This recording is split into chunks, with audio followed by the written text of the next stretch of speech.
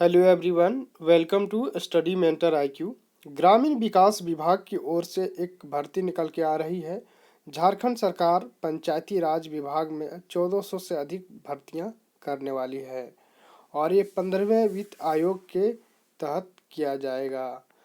तो किस प्रकार की भर्ती है इसकी चर्चा कर देते हैं फ्रेंड्स।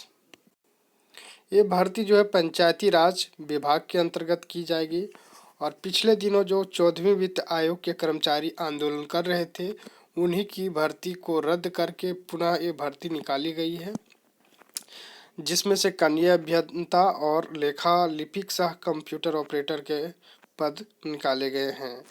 526 सीट है कनीय अभियंता के लिए, जबकि 869 सीट है लेखा लिपिक सह कंप्यूटर ऑपरेटर का, जिसका सैलरी 10,000 है और जबकि कनीय अभियंता के लिए 17,000 है।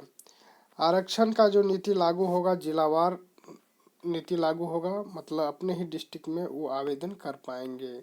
इसके बाद हम शैक्षणिक योग्यता की बात करें तो किसी भी मान्यता प्राप्त विश्वविद्यालय से कम डिप्लोमा होना चाहिए और 60% अंकों के साथ पास होना चाहिए। और SC/ST के लिए न्यूनतम जो रखा गया है 50% अंक रखा गया है, और जबकि उम्र सीमा की गणना जो है 40 वर्ष अधिकतम और एक 2021 के आधार पर की जाएगी। वैसे अभ्यर्थी जो ग्राम पंचायत 14वें वित्त आयोग में कार्य कर चुके हैं और उनका अनुभव है, इसके लिए उसे 3 वर्ष की छूट दी जाएगी।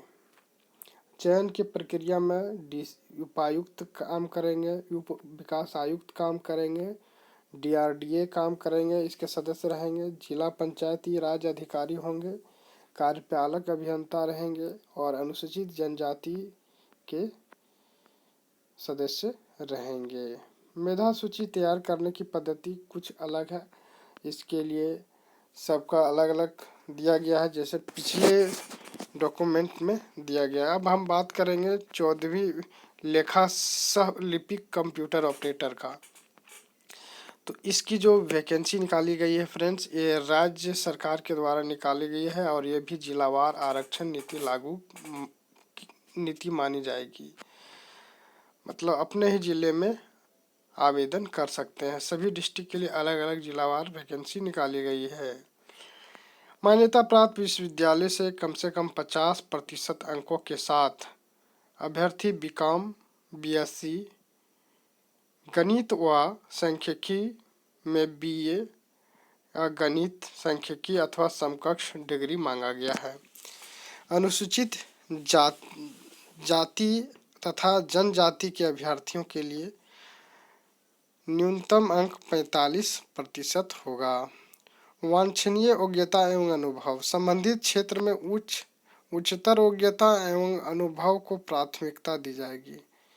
यदि हायर डिग्री है तो इसके लिए आपको वांछनीय योग्यता के तहत आपका प्राथमिकता दी जाएगी। वहीं बात करें उम्र सीमा की गणना की बात करें तो 40 वर्ष रखा गया है अधिकतम उम्र सीमा, और 1/1/2021 के आधार पर इसकी उम्र की गणना की जाएगी। और चयन प्रक्रिया में इसी प्रकार रहेंगे उपायुक्त, उप विकास आयुक्त, जिला लेखा पदाधिकारी के सदस्य, जिला पंचायती राज अधिकारी और जिला स्तरीय NISI पदाधिकारी निम्नलिखित रहेंगे। मेधा सूची तैयार करने की क्या पद्धति होगी? सभी पदों के लिए खुला विज्ञापन के माध्यम से आवेदन प्राप्त किए जाएंगे। कोई भी अभ्यर्थी जो इसके योग्य हैं वो आवेदन कर सकते हैं। अब प्राप्त आवेदन पत्रों की संख्या अत्यधिक होने की स्थिति में आरक्षणवार रिक्तियों की 3 गुना अभ्यर्थियों की प्रारंभिक मेधा सूची तैयार की जाएगी। प्रारंभिक मेधा सूची अनिवार्य वांछनीय शैक्षणिक योग्यता और अनुभव के प्राप्तांक के आधार पर तैयार की जाएगी। तो ये आप लोगों के लिए जो 14वीं वित्त आयोग की जो वैकेंसी थी उसी को निकाला गया है फ्रेंड्स। अब चलते हैं, इसकी बात कर लेते हैं नेक्स्ट पॉइंट के लिए कि इसमें जो एग्ज़ाम होगा किस आधार पर होगा, तो मूल्यांकन जो होगा 100 अंकों का होगा। और योग्यता जो है अनिवार्य शैक्षणिक योग्यता के लिए 50 नंबर दिए जाएंगे, वांछनीय योग्यता के लिए 10 नंबर और अनुभव के लिए 30 नंबर और कंप्यूटर ज्ञान के लिए 10 मार्क निर्धारित किया गया है। टोटल 100 अंकों का होगा।